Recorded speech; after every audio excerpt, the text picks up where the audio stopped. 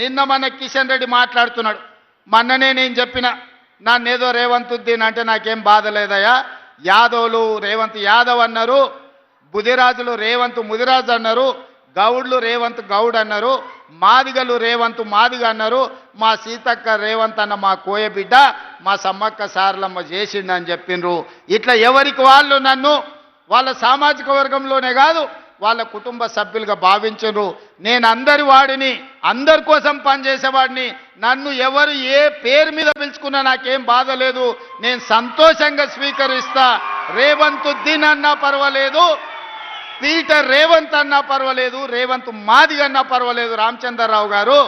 కానీ నీ పక్కలో ఉన్న కిషన్ రెడ్డి ఉన్నాడు కదా, ఆయన కల్వకుంట్ల కిషన్ రావుగా మారి కేటీఆర్ని అరెస్టు చేయకుండా ఆపుతున్నాడు కదా, గాదాని సంగతి చెప్పమని నేను అడిగితే కిషన్ రెడ్డి అంటుండు నేనేమన్నా ముఖ్యమంత్రినా, నేను ఎట్లా అరెస్టు చేస్తాను. నేను అడగదలుచుకున్నా, అయ్యా దేశం కోసం ప్రాణాలు ఇచ్చి దేశం కోసం వేల కోట్ల రూపాయల ఆస్తులు ఇచ్చిన మోతీలాల్ నెహ్రూ వేల కోట్ల ఆస్తులు దానం చేసిండు. పండిత్ జవహర్లాల్ నెహ్రూ 10 ఏళ్ళు స్వతంత్రం కోసం జైల్లో ఉన్నాడు.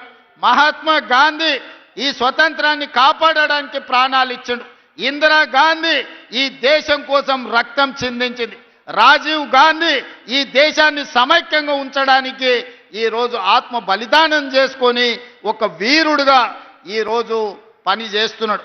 అలాంటి వారసత్వం వేల కోట్ల ఆస్తులను పేదల కోసం దానం చేసిన సోనియా గాంధీ రాహుల్ గాంధీ గారిని సిబిఐ కేసుల పేరు మీద, ఈడీ కేసుల పేరు మీద రోజుల కొద్దీ ఢిల్లీ వీధుల్లో నడిపించి సర్వం త్యాగం చేసిన గాంధీ కుటుంబాన్ని అవమానించిన సిబిఐ ఈడీ మీది కాదా, మీ మోడీది కాదా అని నేను అడుగుతున్నా.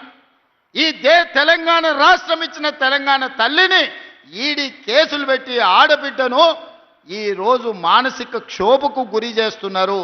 మీకు ఉసురు తలగదా మోడీ గారిని కిషన్ రెడ్డి నేను అడుగుతున్నా. ఇవాళ కన్యాకుమారి నుంచి కశ్మీర్ వరకు మండు టెండల్లో మంచు కొండల్లో 4000 కిలోమీటర్లు 150 రోజులు నడిచి ప్రతి పేదవాడి సమస్యను తెచ్చుకున్న, ప్రతి పేదవాడి గుండెను, ప్రతి పేదవాడి గూడాన్ని తలుపు తట్టిన రాహుల్ గాంధీని ఈడీ సిబిఐ కేసులతో వేధిస్తున్నారు కదా. మోడీ గారి దగ్గర ఉన్న ఈడీ సిబిఐ గాంధీ కుటుంబాన్ని వేధించడానికి ఉపయోగించినప్పుడు ఈరోజు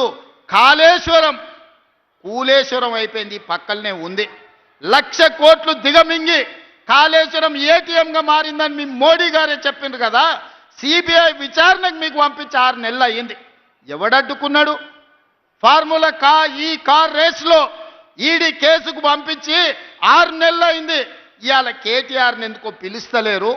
ఇవాళ కాళేశ్వరంలో కేసీఆర్ను హరీష్ను కాపాడుతున్నది మీరు కాదా? ఫార్ములా ఈ రేస్లో కేటీఆర్ను కాపాడుతున్నది మీరు కాదా? మరి ఎందుకు ఆ సిబిఐ ఈడీ ఈరోజు కేసీఆర్ హరీష్ కేటీఆర్ను విచారణకు కూడా పిలిపిస్తలేరు, అరెస్టు చేసి లోపల పెడతలేరంటే కిషన్ రెడ్డి గారు నల్లికుట్ల మాటలు మాట్లాడుతున్నారు. నాకేం తెలుసు, నేనెట్లా చేస్తాను. సోనియా గాంధీ గారిని, రాహుల్ గాంధీ గారిని మీ మోడీ గారు మీరు ఈడీ సిబిఐలతోని వేధించవచ్చు, కానీ మీ చీకటి మిత్రుడు, మీ ఫెవికాల్ బంధం, మీ బీఆర్ఎస్ నాయకులను మాత్రం కేసీఆర్ హరీష్ కేటీఆర్ను, ఈ శుక్రాచార్యుణ్ణి, మారీచుని, సుబాహుడు రాక్షసులను మాత్రం మీ మోడీ పిలువడా?